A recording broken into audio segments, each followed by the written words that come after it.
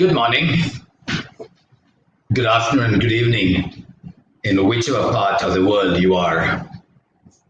I have the honor and privilege to begin this session and host it for you all. This is dedicated to the topic coaching for emotional intelligence at work. Aren't you aware of the stories of highly intelligent and skilled managers when promoted leadership roles failed at the job? Haven't you also come across stories with strong but not extraordinary intellectual capabilities and technical skills when elevated or promoted soared? While IQ, qualities like intelligence, thought leadership, and vision are definite prerequisites for success, they're only the threshold capabilities for leadership roles. Research and practice indicate emotional intelligence is sine qua non for leadership. We have an amazing set of speakers today. I have the pleasure and honor to introduce first up Joshua Friedman, CEO of 6 Seconds, based in California, USA. After a stint at the University of Toronto, he graduated BA in World Arts and Culture program from University of California, Los Angeles. He is an MCC from ICF. 6 Seconds, founded by in 1997, works in over 200 countries with diverse organizations, universities, and nonprofit undertakings, bringing a practical, measurable approach to increase value with emotional intelligence. He delivers trainer certification programs, keynotes, and supports practitioners in life-changing work and business, education, communities across the world. Josh is an author of 5 books, including the international bestseller At the Heart of Leadership, How to Get Results with Emotional Intelligence, as well as 5 other books and 6 Seconds validated EI tools. Josh's goal, interestingly, is for everyone to make friends with their feelings and use emotions to step toward a future that works for all of us. From developing business leaders at FedEx to growing courageous leaders for the future, to partnering with UNICEF to bring EQ to millions of children for free, and he's working towards 1 billion people practicing EQ. Welcome, Josh, to this wonderful session. Thank you for taking our invitation and investing time along with us. We have Dr. Winston Jacob, Ambassador of Global Universe for Lifelong Learning based in Bengaluru, India. He will be the moderator for the show today, as well as be a speaker by double hatting in this performance. Winston pursued an MBA in Business Management from IMCA UK and PhD from Global University for Lifelong Learning USA, and is a member of ICF. Certified professional consultant with a career spanning 50 long years, out of which 33 enlivening years of which was spent or invested in Papua New Guinea. He held roles of principal consultant and MD of Papua New Guinea Institute of Management. Wow, this is interesting. Awarded the prestigious title of Most Excellent Order of British Empire, MBE, by Her Majesty the Queen, recommended by Government of Papua New Guinea for service to management and humanity. He facilitates mentoring and coaching in India globally. We have also someone to join us shortly with speaker, Joy Zhang, Global Advisor, OD Advisor and Senior HRBP Asia Pacific, Evonik Specialty Chemicals based in Shanghai. After studying MBA in UK in 1990s, she served as an HR professional for 25 long years, possessing rich experience of managing managers. She's quite familiar with all HR disciplines, particularly in the arenas of partnering business, learning and performance, people and organization development, leadership development, growth of potential leaders. She's a PCC from ICF, an EQ practitioner and certified EQ coach from 6 Seconds.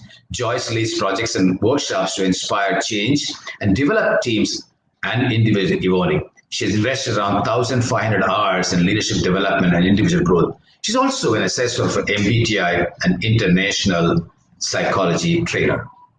Having said this, Joyce had some difficulties joining in today morning. We would expect her to join anytime. Just in case she would not be able to join, I would step in as a speaker. And I'm a qualified EQ practitioner and MCC from ICF. Thank you. And over to you, Dr. Winston Jacob. Thank you, Uday, for that wonderful introduction. I'm humbled to be at this conclave this morning, and it's a real privilege to have wonderful people like Joshua and Joyce join us this morning from different parts of the globe. And nice to have you today too. So maybe this wonderful topic, emotional intelligence, is much to my heart. And I have been doing a bit of work with it and see the value of coaching. So I would like to now connect you onto the stage to Joshua and Uday. Over to you, Joshua and Uday.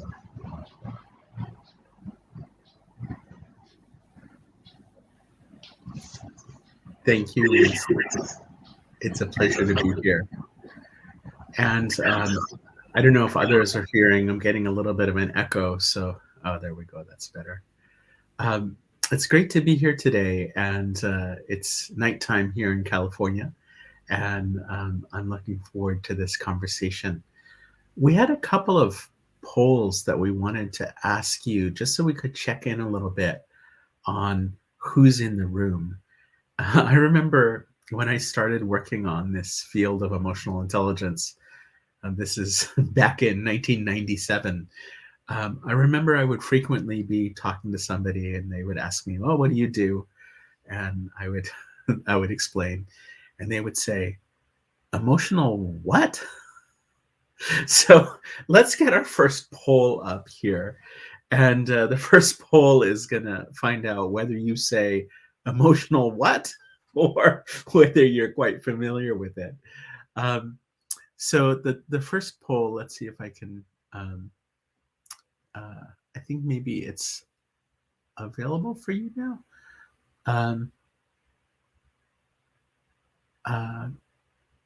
Gunagesh, could we get the first poll up?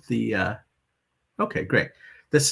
We'll start with this one. So let's just get a sense of people here. What kind of role are you in? And so I don't know how you answer the poll, but I guess maybe you just click on it. I don't really know what to put for myself. I think I'm going to select organizational leader. Click on it. And then I'm going to click vote. Good. And now hopefully everybody's starting to see, once you vote, you get to see everybody else's answers. And it looks like independent coach is winning the race. Excellent. All right. So we have a couple of internal coaches here. We have me and a few other organizational leaders, and a lot of independent coaches and aspiring coaches. So let's go to our other poll, Gunagesh, if we could, which is to ask about how familiar are you already with emotional intelligence? And I guess I better answer highly. Once you answer how familiar you are, you'll see the results. And we've got a range here from not at all to highly. Looks like we're got somewhat is winning the race this time.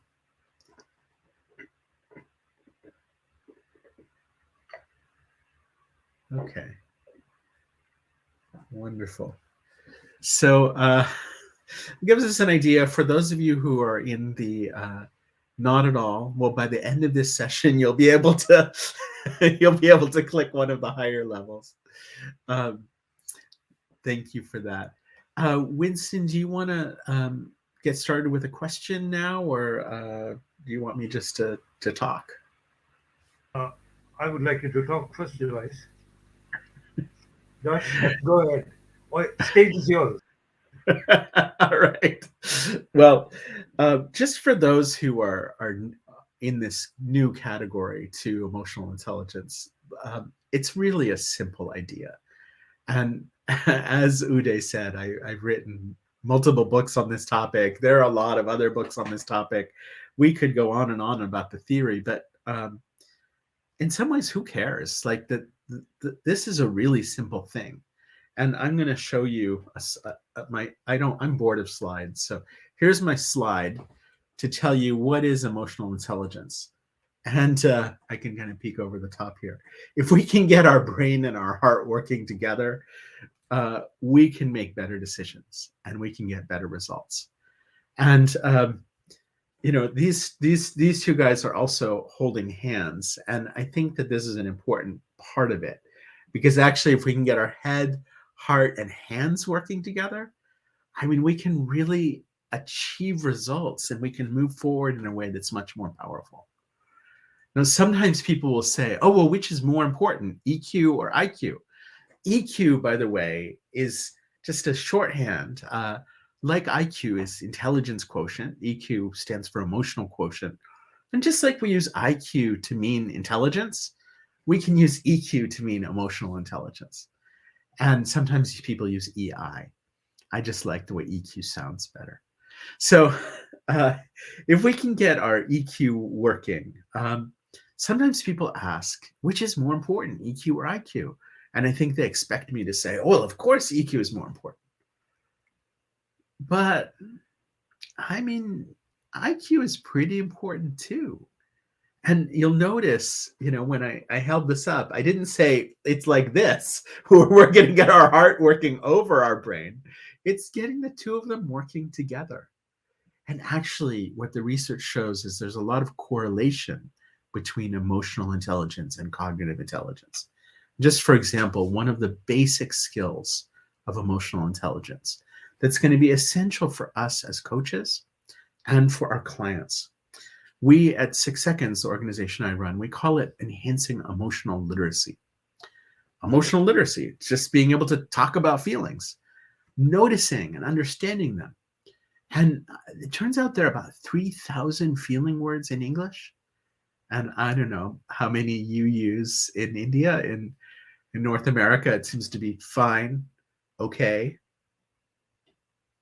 good. Like, people don't have a lot of emotional vocabulary. So one of the first things that we need to work on is to develop our emotional vocabulary. And I love this model. This is called the Plutchik model. And you can see the ice cream cone here is the actual model. And down at the tip of the ice cream cone, you can see they're all pretty similar to each other. But up at the top, they're very distinct. And if we unfold it, we get these 8 petals, which are 8 basic emotions. Now, there are a lot of different theories about what are the basic emotions. This is a model. I like it because it's pretty, but I also like it because it's logical. So one of the pieces of logic is you can see that the feelings are kind of organized opposite of each other. And so I don't know if you can read that, but anger is on this side, fear is on this side. And the reason for that is Robert Plutchik, the scientist who developed this model, was studying animal behavior. If you think about the physiological reaction to anger, an angry dog gets loud and big, and a scared dog gets quiet and small and backs away. So they have an opposite physiological reaction.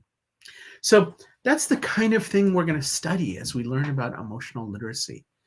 And for us as coaches, one of the crucial pieces for us to understand is that our own emotions are data. Our own emotions are telling us something about the relationship. Trust is an emotion. Trust is telling us about the safety in this relationship. And of course, connected with one of the ICF competencies, as we start working on building, co-creating a relationship, and we start building trust, we're actually working on an emotion. And as we develop trust, we start to build a capacity to really connect and support our clients.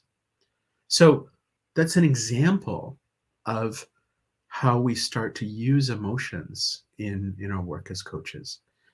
I think sometimes people think, they're afraid of feelings. And I don't know, again, how it is for you. For me, I really relate to that because I used to be afraid of feelings. And people would say to me, oh, how are you feeling? And I wouldn't want to answer that question. And if I'd be in a meeting with colleagues and I could see somebody like this, and I wouldn't ask what they were feeling. Because what if they told me? I mean, what would I do if somebody, they might yell or they might cry, or I didn't know what to do about it. And so one of the things that I've loved about coaching is it gives me a structure to be able to have really meaningful and intimate conversations and to connect at a deeper level.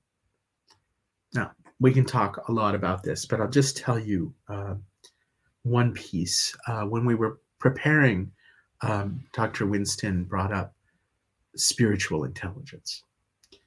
And I'm not an expert on spiritual intelligence, but I'll tell you, for me, there's something spiritual about coaching. When I'm coaching, I used to think that I was shining a light on my client, and that in that light, they were seeing their capabilities. They were seeing their wholeness. They were seeing their resourcefulness. What I've come to believe is that actually the client is also shining a light on me. That light is something we co-create. That space of empathy is something we step into together.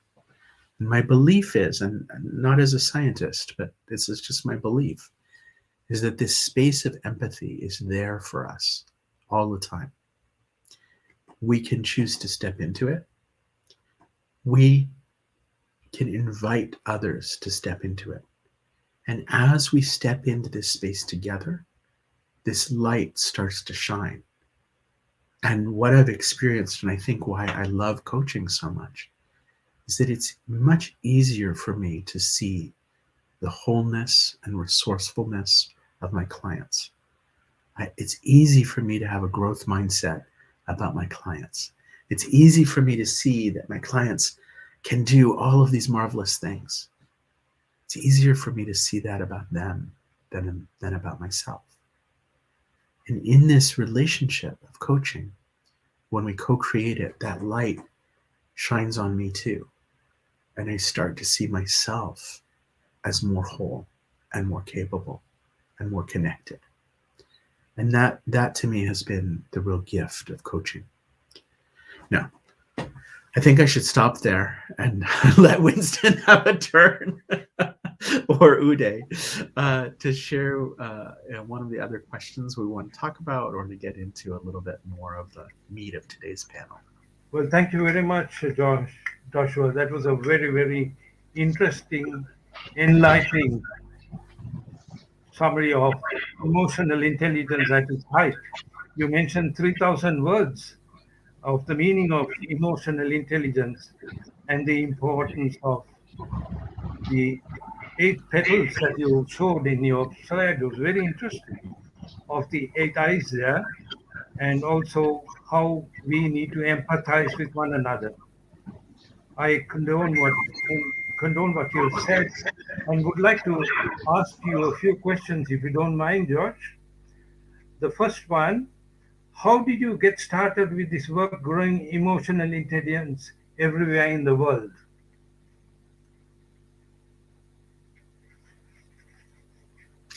It was actually, it actually came out of adversity. I was teaching in a school which was founded in 1967, and the founder of the school had this, at that time, very unusual idea that emotional development and academic development might actually work together. Not just that they're both important, but that if we bring them together, something powerful can emerge. So that might be familiar to you with this little picture. Yes. In 1978, the first curriculum was published called Self-Science. And in Self-Science, the idea was to use the scientific method for kids to learn about themselves, including their own emotions. In 1992 is the year I started teaching in this school. And a researcher named Daniel Goleman came to the school, and he was a writer for the New York Times. And Dr. Goleman looked at what we were doing at the school and he said, "You are teaching emotional intelligence." And we said, "That we'd never heard that term before. Tell us about it." And he did. And we thought, okay, that was great. And then a few years later, his book came out, and he devoted a whole chapter of the book to self-science and this methodology of how you actually develop emotional intelligence. And so we started getting inquiries from people. And in 1997, we decided to start an organization that was focused on this question that we were getting. Because Dan did a beautiful job of explaining what emotional intelligence is and why it's important. But in his book, he didn't really say how. And that was the question we got. So we started 6 Seconds in 1997 to answer that question. How do you actually develop and use emotional intelligence? And we did our first certification training in 1998. And to be honest, I really had no idea what we were doing. But we ended up with people from 6 different countries come to this, and they said, "I have felt so alone doing this work. I'm so grateful to know that there are other people who are committed to this." And that is what led us to this idea of being a network, that this stuff is hard to practice, and that if we can collaborate with each other and work together and support one another in the practice of emotional intelligence, that's going to help us grow it. And fast forward, now we have people using the 6 Seconds tools and methods in 200 countries and territories. We've certified practitioners in 150 countries, and we have offices and representatives in over 50 countries. And our tools are in 36 different languages. And so it's been a marvelous adventure. And along the way, we started doing some really interesting work with big companies, small companies, schools, NGOs, community organizations, government agencies. And I've gotten to work at places like the United Nations and HSBC and Microsoft and Amazon and Qatar Airways. And I mean, really, I just feel like I've gotten to spend the last 24 years learning from amazing people, including having been to India many times and learned from people in India, and learning how do we connect this work and make it make sense to people in all these different spaces. So that was a rather long answer to a short question, but Thank you very much, Josh. And thank you for the hearts. I congratulate you in your pioneering work. It's really fantastic to hear that. How would you define emotional intelligence? So the simple answer is being smarter with feelings. We all have feelings. We can react to them, or we can try to push them aside, and that makes us dumber. I mean, we make bad decisions when we ignore emotions. We make bad decisions when we overinvest in emotions. We can be smarter with feelings when we get them working together. Another way to describe this is one of my colleagues from the US Army taught me this. He said leadership is an 18-inch journey. I don't know how many centimeters that is. A 7-centimeter journey. Yeah. from here to here. Yeah. But it's a journey that takes a lifetime. Yeah. And I think that's what emotional intelligence is all about. That's fantastic. I have another question, Josh. What is the connection between emotional intelligence and coaching? If you would kindly tell us. So I am the supervisor of a coaching school, and we're an approved coach training program. It's 165 hour, accredited at 165 hours, but it's really about a 200 hours of training program. And I've worked with coaches all over the world, including coaches, aspiring coaches in India, in organizations, in community, in education, but primarily people working in a more business space, but all kinds of spaces. And what I've come to see is that good coaches ask meaningful questions. Good coaches listen. I have the ICF Competencies right here, and good coaches do these things. Now, some of you are familiar with the competencies, and these are the updated or 2019 competencies, the set of 8. And if you start looking at these competencies now, what you'll start seeing is right away, you'll start seeing phrases like asking questions that go into thinking values, needs, wants, not just thoughts. Helps a client identify factors that influence patterns of behavior, thinking, or emotion. Shares observations, insights, and feelings. The feelings are over and over and over in these updated competencies. So I'm really happy about these updated competencies. I think they do a much better job of framing coaching the way I believe coaching really works well. So good coaches work up here.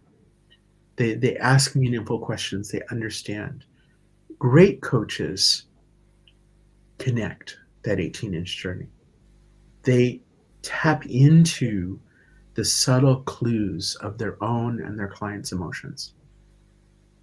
Just for example, one of the most basic, essential foundations of coaching is a strong agreement, where we really know what we're doing together as coach and client. I say to my clients that coaching is a journey where I'm walking next to you. I'm standing shoulder to shoulder with you as you work towards your goals. And so let's understand what those goals are. But a lot of times when we start talking about goals, I'm going to pull out another slide here, which is the iceberg. What happens is clients start up here with the visible things, the behaviors. I want my team members to listen to me more. I want to lose weight. I want to communicate with my teenage son. Okay. But what's underneath that? What's down here underneath the water? There's this beautiful, fascinating world underneath the water of the iceberg. And so this is the water line here. And down here is all of this richness of our spiritual selves, of our emotional selves, of our culture and identities and communities and our history and what's come before us and what's around us and the land on which we walk and the feelings that we have that connect us to all of that. And when we start to tap into that, say, oh, well, I want this thing that's visible. I want my team members to listen to me more. Okay, well, what's going on down here is I feel disconnected. I feel isolated. I feel afraid. I feel lonely. I feel lost. And what I really want is to feel that I'm in connection with my team. What I really want is to feel like we are aligned and we're working together and that we are more than any one of us. And when we can find that, oh my goodness, coaching becomes so easy. So that's the connection of emotional intelligence and coaching, is it takes it to a deeper level, and it means we have a much easier job as coaches. And I don't know. I don't think I'm a lazy person. I tend to work a lot of hours, but I will tell you, both as a facilitator, as a coach, my best coaching is when I am doing the least amount of work. When there are very few questions, there's very little I need to say. The questions I ask are very simple, and it just goes to that. There's something happening. Let's tune into that and talk about it and bring to the surface this fascinating life that's happening on the inside.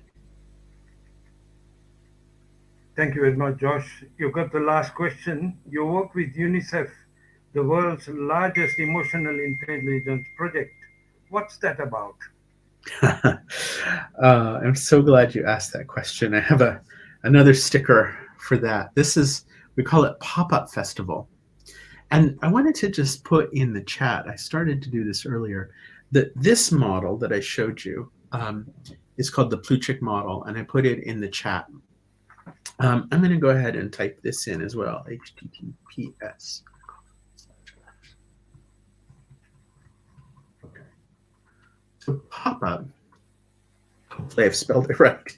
The Pop-Up Festival is our project in partnership with UNICEF World Children's Day. And does anybody know what World Children's Day is about? A little quiz here. It's fascinating how this is it's a celebration of the most signed human rights legislation in the history of the world. The Convention on the Rights of the Child. Not just about children, it's the most signed human rights law in the history of the world.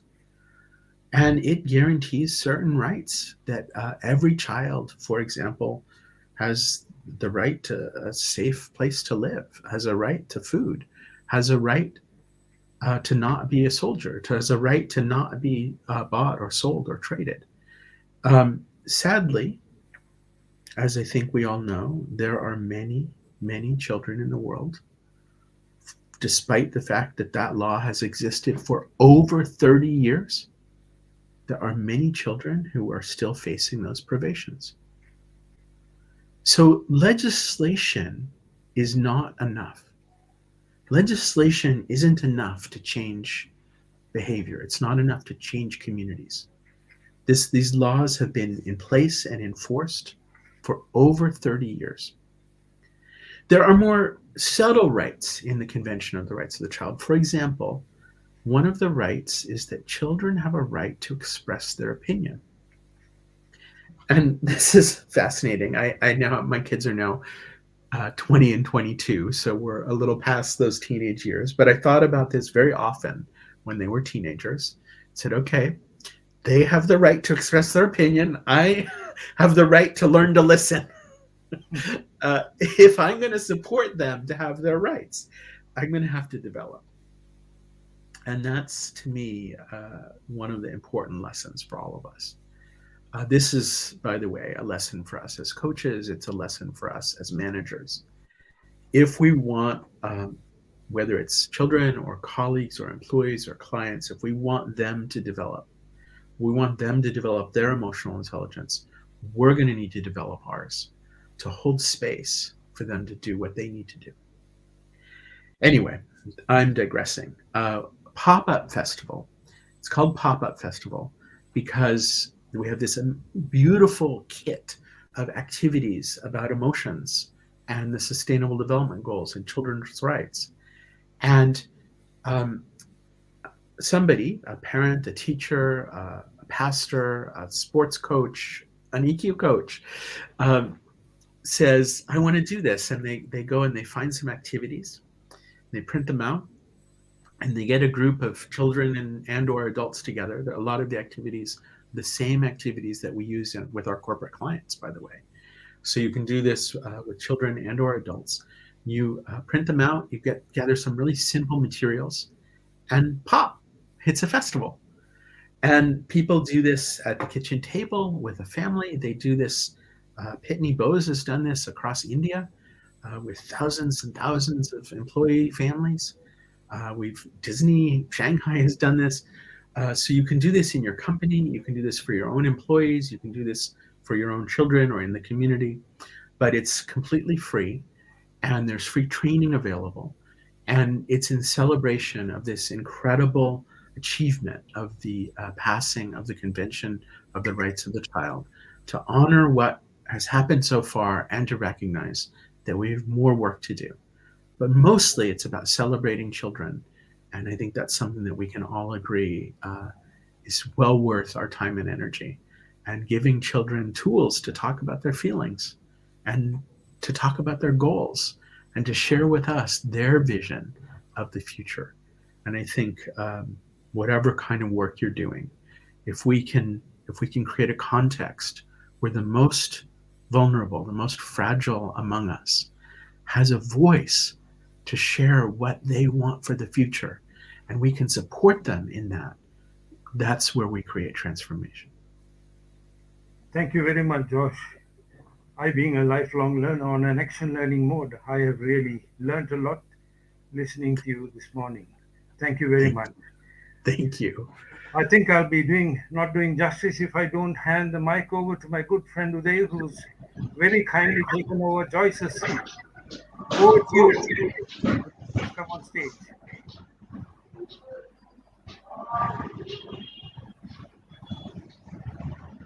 Over to you, Uday. All right. I've been listening very deeply and intently to Joshua, my mentor coach in my presence.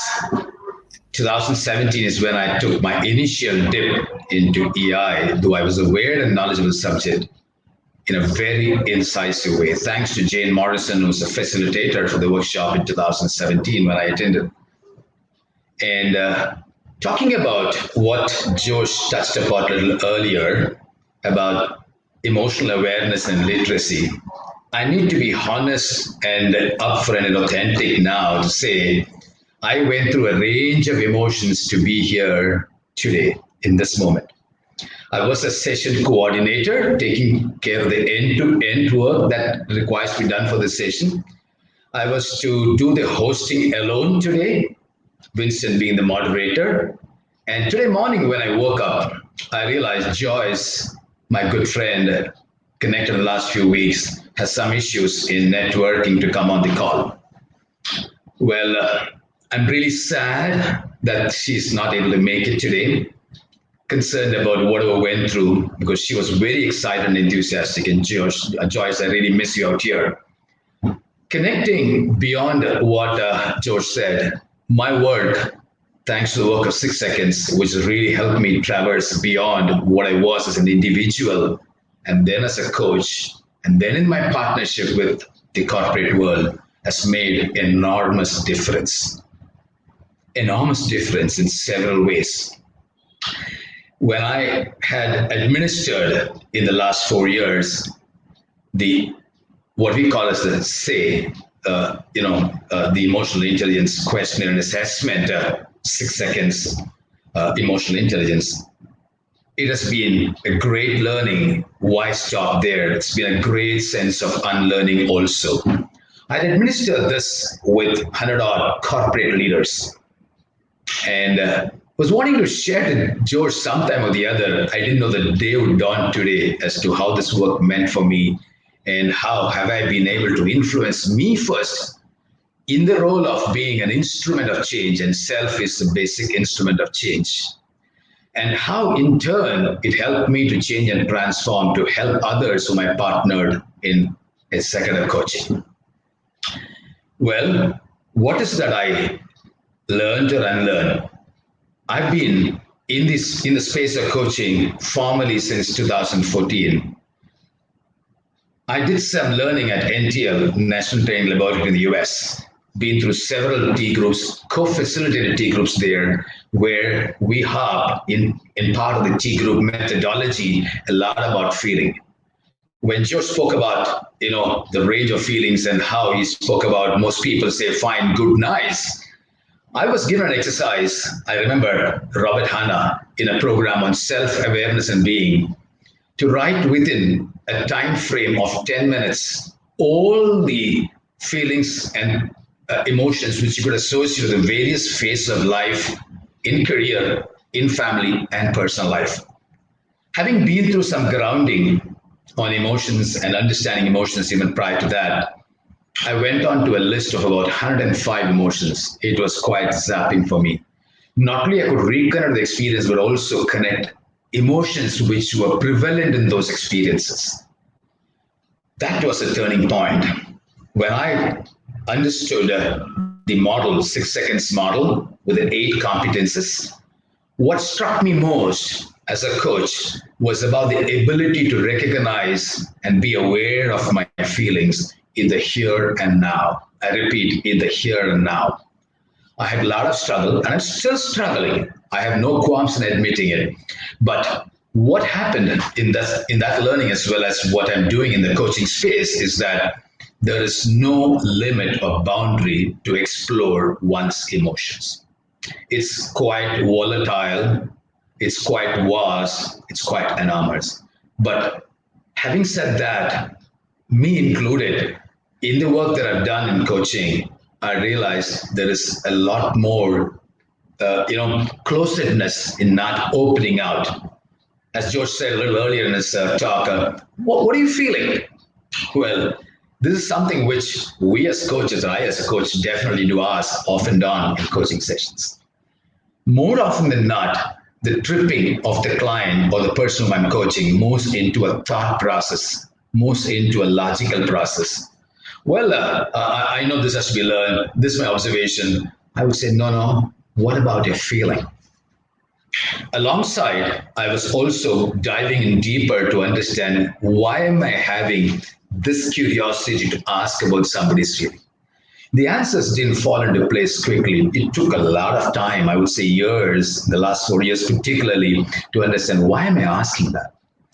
And the ability to become more congruent within me as a coach helped me discover some more aspect. I can't say I'm perfect. I can't say I'm complete. I can't say that I've done it arrived. But the arriving process has been very meaningful for me. And that, if I can point out and highlight, is all about getting deeper to find out the who in me. And therefore, who of the client, as ICF Competencies quite a lot emphasize on, work on who of the client, then what are the client. What are the client is more of situation specific, the environment, the issues around them, what Stephen Covey talked about, a circle of concern. But circle of influence is all about who I am. Who am I? Carl Rogers, in his reading, which I remember and recall, he said, we are all human beings with the ability to unpeel rather, and then get to the core. Where is the core? It stays and guides and rests in emotions. Nowhere else. In my firmest of convictions, nowhere else. If you call me in the soundest of sleep anytime, I would say that's where it resides. It resides in the emotions. Having said that, in the works that I've done, the struggle has been quite a lot, especially with senior leaders, many of them coming with, this is not required to be done. Talk about business outcomes, talk about results, talk about goals, talk about key result areas, talk about ROI. I found it very challenging and difficult many a time to say, while those does matter, and all of you, or rather most of you being coaches in ICF, there is this facilitating clients' growth. That's about the outcomes, which we contract at the beginning of the coaching session or through the coaching sessions. So the hard time that I found with the sponsors or the leaders was that, well, this is very important. And when I get to talk about that, I don't present data, I don't present PowerPoints. Instead, help them go through a journey of rediscovering themselves in those conversations. Having been a proponent as well as a practitioner of appreciative inquiry, thanks to Jane Watkins and Bernard Moore, with whom I studied in NTL, I sort of combined this aspect of doing an appreciative inquiry process, discovering the beauty, discovering the languaging, discovering the understanding of the sponsor, discovering the past of sponsor by him or her enabling through that discovery process with me, the conversation. That really helped. Very recently, in a bank that I'm working with, the coaching project, they said, don't have to do this EQ questionnaire of 6 seconds, which I talked about today. No, that's fine. He's fine. But when I did the initial survey and the chemistry building session with the client, I realized there is a lot that is missing between the cup and the lip. And therefore, what George spoke about, in one of my books, I've written a quote saying that the longest journey in life is the journey from the mind to the heart, or the head to heart, as I described it. The longest journey has been from the head to the heart. Sometimes it's lifetime journey. Well, journey is lifetime, but to really travel that distance from head to heart is the hardest. So in those conversations, with the help of appreciative inquiry, with the help of a 6 seconds model, I used to navigate that. Lo and behold, let me share with absolute ecstasy and conviction, this particular client or sponsor helped me to do the EQ very recently, a few months ago, and the breakthroughs to the client were many. Initially, he was considered to be abrasive and aggressive. Somewhere in the midway, about 5 sessions into the 8 or 10 sessions, he started complimenting himself, which he was not doing before. He started valuing himself more. He started recognizing the patterns, which is one of the competencies of 6 seconds. He started becoming more aligned to the noble intent of the team and the organization. Believe me, he's a president. He recently got elevated to the senior president of the bank. And now he realized there is so much more. Pausing here, he also realized he's got a family time to invest with. He started garnering more attention to his wife and child who were apparently neglected in his own version. He confided that. He became more vulnerable. Imagine the power of emotional intelligence. I also believe this is also about combining the IQ and the EQ, which is about taking the optimal decisions. And I really benefited in the last few years, particularly the optimal decisions were more balanced, with more equanimity, with more sense of understanding and becoming more aware of the ecosystem around me, and to develop a larger and deeper sense of systemic thinking. This has helped me to influence and help the clients who I'm working with. So I will take a pause here. Yeah, I just want to talk about this client that you're talking about, because I think in the chat, one of the questions that came up was, basically, shouldn't leaders be like silent and tough and, like this? And I think that probably this leader that you're working with grew up with that mindset, and those were the role models. And they're going along trying to do that thing and stiff upper lip and whatever. And, how are you? I'm fine. Let's get the work done. But something wasn't working. Right? And something wasn't working in his personal life, but also something wasn't working in his workplace. And so I'm curious, what is it that kind of led him to go, oh, I actually need to change? Well, this is a real powerful question, Josh, and you observed and connected the chat box. Thank you for that. I wouldn't say there is a sense of realization which is complete for him. He's traveling still with me. Just a couple of days back, he asked me, how are you? Instead of me asking him and following up, which itself is a big change. Coming to his ability to navigate his emotions, that's where I found a great transformation. He was stuck in 2 boundaries, not willing to talk about emotions or express emotions. Second, even if he expressed, it would be like that iceberg model, just a little wee bit in peak, but not traveling deeper. And when I had these conversations with him, I realized he's been not only been expressing about navigating emotions, but with this team, when I took a survey, George, you'll be interested, there's a big revelation. The team said, he is becoming a lot more understanding, empathetic, present, participative, inclusive. That to me is a breakthrough, because that's a mirror for this leader around. Thank you for asking. And that, I think that really speaks to the case for EQ, is that in this old command and control mindset, we didn't really need strong relationships. We didn't really, it was like companies said, trust us, we're the company. And people said, oh, okay, you're paying my check, fine. But that's no longer the reality. And if we have complex businesses, we have supply chains that span the planet, we have a rapid pace of innovation, we also have all this transparency, and good people can work anywhere in the world. So those people on this guy's team have made the choice to say, wow, I actually, there's something going on here that makes me want to do better. I'll just share in the chat a link for those of you who want to know about this. Cases. There's a lot of business cases now that show, like Uday's example, they show the bottom line impact of this. Uday, we have to talk about Sapna's question in the chat. Is it true that folks who are highly intelligent, high IQ, are they poor at managing emotions? Well, would you like to take that, Josh? Well, I work in Silicon Valley, so I know a lot of people who are painfully smart, painfully high IQ.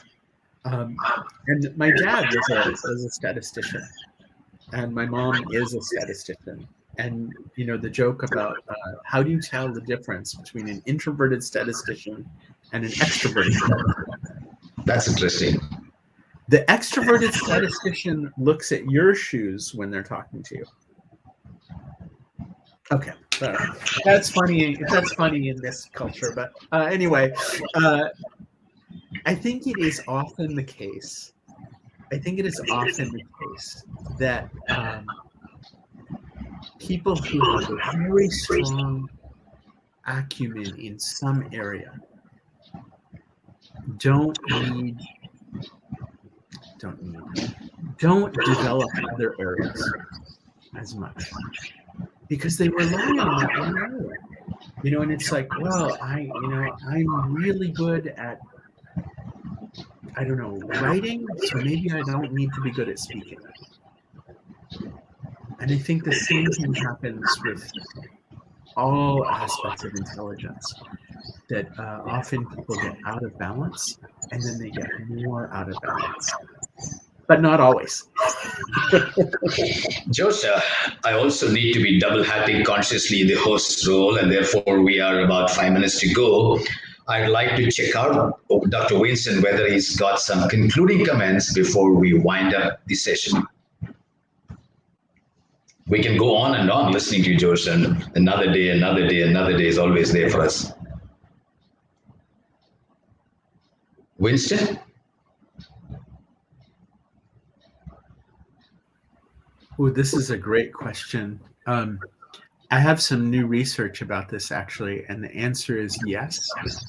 The pandemic has created a lot of new challenges for emotional intelligence and creating a lot more demand for emotional intelligence. And I'll drop a link in the chat in a second, but you can find it on 6seconds.org, our new research. And I just wrote an article about what's happening with hybrid and the challenge as workplaces are becoming more complex.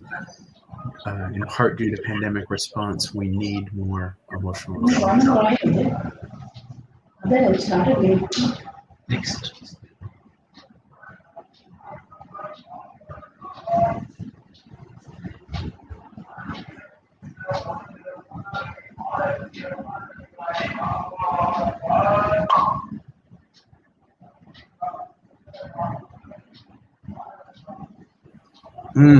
Another great question. Uday, you want to take a shot at this one?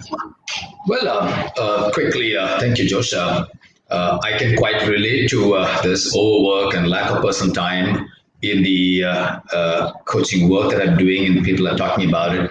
The overt and the covert is what I'm very interested to see many emotional flare-ups. How can I help as a leader? I would only stress and say the work needs to begin, or if it does not begin truly well enough or deeply enough with oneself. And stress and mental health, stress on the highest, and mental health becoming a very important focus issue is to be addressed. And there is much more to talk about this, but the limited time constraint, I would say, work starts with oneself. And the outlets could also be having a good alliance team around you. It could be in your family, it could be in your workspace or colleagues who you can confide and be with, and help yourself to get more relaxed and rejuvenate and refresh. So these are possibilities, but the time that we are in the pandemic, as well as the time to come, I was listening to the keynote addresses preceded before. It is going to be more and more. The good news is that pressure is going to be there. The real better news would be to really work on the emotional intelligence and attain that equanimity and balance. So it is help from within and help from outside in some way, they're balancing it. Yeah, I just dropped a couple links in the chat that might be helpful around this question. Mm-hmm.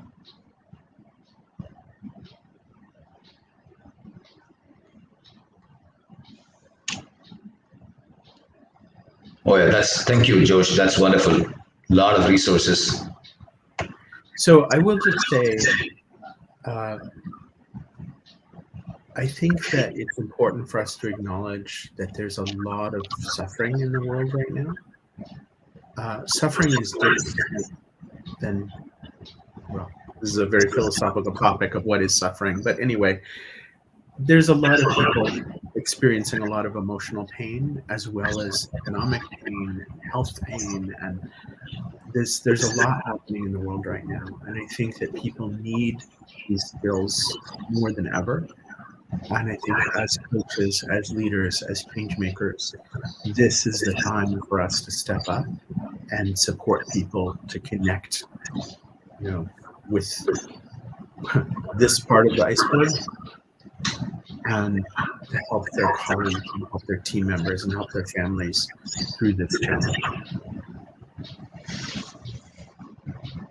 Yeah, I just see it as a scenario of a lot of opportunities for coaches to really help people. And as you said, the suffering is very intense and grave, and we need to step up as coaches. I need to step up personally. I need to own that. It's a great honor and privilege in serendipity, I would say, to share the stage with you today. And it's been fun and excitement working with you the last few weeks to get to this point. The insights and revelations and perspectives shared today are not just for the session, but lifelong, and these are lifetime takeaways. Thank you, Winston, for doing the honors of being in the moderator's role and helping us put to this design together and navigate smoothly. Thank you, all of you, for attending the session. Coaching for AI at work is much more meaningful to take it beyond the session. I wish you all the best, happy learning and happy growing. And I would like to announce that the next session, which could be beginning now at 11 a.m., role of coaching in supporting crisis leadership, Power Talk. It's by Radhakrishna IAS and Captain Raghuraman. If you wish, you can move on to attend the session. Thank you very much for being with us. And this being the start of the conclave, I also thank you on behalf of ICF India Conclave and ICF Chennai Chapter and other chapters of India for collaborating and making this event happen in such a very, very brilliant way. So I would go on to this, guys. I would stop with this because I wouldn't be able to remember everyone, but thank you, all of you. Thank you, all of you. Yes, Josh, you want to say a last word? I just want to say thank you to you. Thank you for organizing and inviting us here. And Winston, it was great to get to talk to you as we were preparing. And I appreciate the chance to have this conversation. And thank you all for all of the emojis flying up. It's very wonderful. So have a lovely rest of your conclave. It's our pleasure and delight. We are humbled. Thank you.